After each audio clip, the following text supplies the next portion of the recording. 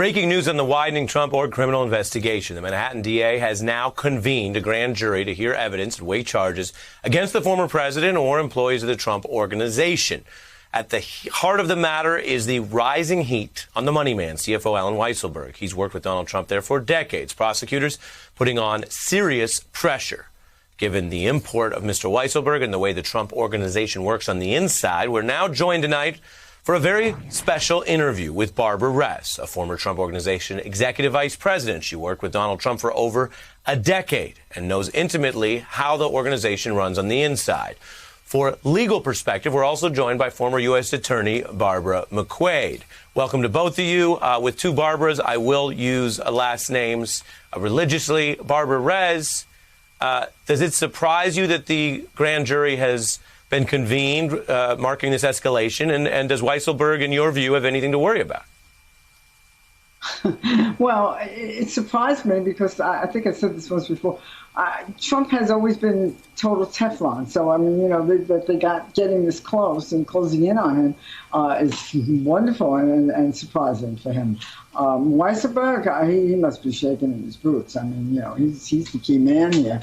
And, you know, he's got things at stake besides just, you know, him. He's got his kids and the prospect of going to jail. And it's a big deal for Weisselberg. And Weisselberg is just he's an ordinary guy. I mean, he's not like a Cohen or, you know, anyone that, you know, the big names have stolen or any of those people. He's just an ordinary guy. I mean, you know, he rose up and changed his standing and everything. But I can imagine he's just beside himself.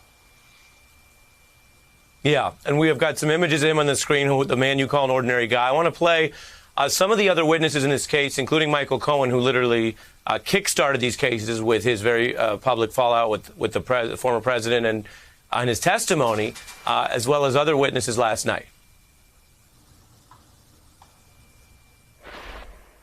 Alan himself admitted to me that his taxes and pay stubs, he said, I'll never show those. Oh, no, he's supposed to be the guarantor on my apartment, my lease, after I was getting divorced. And he said, when I was getting divorced, excuse me. And he said, oh, no, I can't show my taxes. I can't show my pay stubs. And I thought, why not? You know, basically he was saying they're illegal and I'm not releasing them. It was during the Cohen SDNY investigation. Pretty telling. This family is going to pretend that it all had to do with Alan. And that Alan was in charge of everything, and Alan was responsible. And they're all going to flip against Alan. They're going to flip on each other like it's going out of style. Barbara McQuade, do you think Weisselberg understands that could happen? Would he be ready for that? Of course, if he doesn't understand it by this point, he's got a problem. I mean, you know, he's seen Trump throw everyone that he could find under the bus, and he'll do it big time with Alan. Does he have a problem with him? Well, it probably would hurt him, but he'd be foolish not to think that was going to happen. And it is a big problem for him. And everyone else is going to do that, all the kids and everything else. But Weisselberg, for one thing, he's not the kind of guy that would be the only one that would know. I mean, I don't know if there's anyone like that, but it's certainly not Weisselberg. Weisselberg is one of those total sycophants that doesn't breathe or inhale or exhale without Trump's permission or knowledge. So I think that'll be interesting. I'm trying to lay it on Weisselberg and how he responds. And I think it'll be effective. I think that Weisselberg... Go ahead. No, I think that Weisselberg will be able to convince them that Trump was part of it and that Trump had, you know, complete guilty knowledge, as it were. Yeah, and that brings us exactly to Barbara McQuade. If Weisselberg has evidence of that, he certainly would have a somewhat receptive audience in the grand jury room or from these prosecutors, as long as it's factual, as long as he can support it, that he wasn't out going completely rogue to make someone else money, but that, like Mr. Cohen, the things he did, he may have done for the client, for the boss. How would that work, Barbara McQuade? Well, someone like Alan Weisselberg could be a very valuable witness to prosecutors because of his position as chief financial officer. You know, in a paper case, you quoted those music lines earlier, the beauty of documents is they don't lie. And so the documents themselves can be the best evidence. You don't really need somebody to be the eyewitness who tells you what happened. You can document that.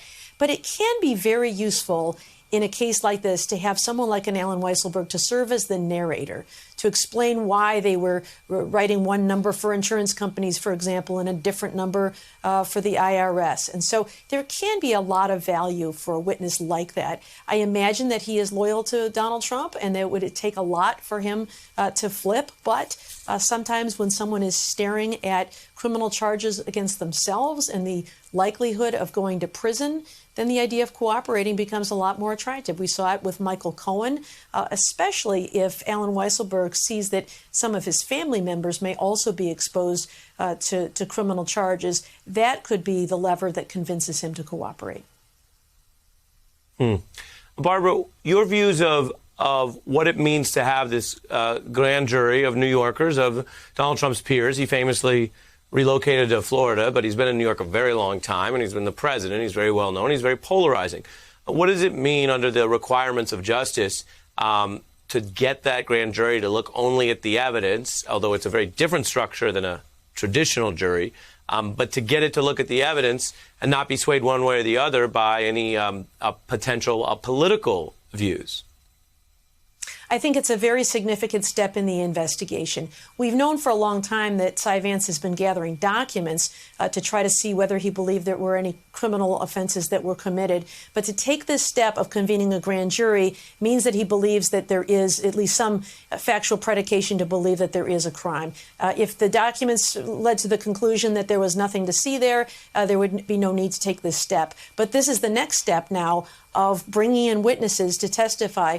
As you heard Dan talk about earlier, in New York, unlike in federal court, hearsay is not permitted before the grand jury. So you must actually call the firsthand witnesses who observed these things to come in and testify about what they saw, to show them the documents.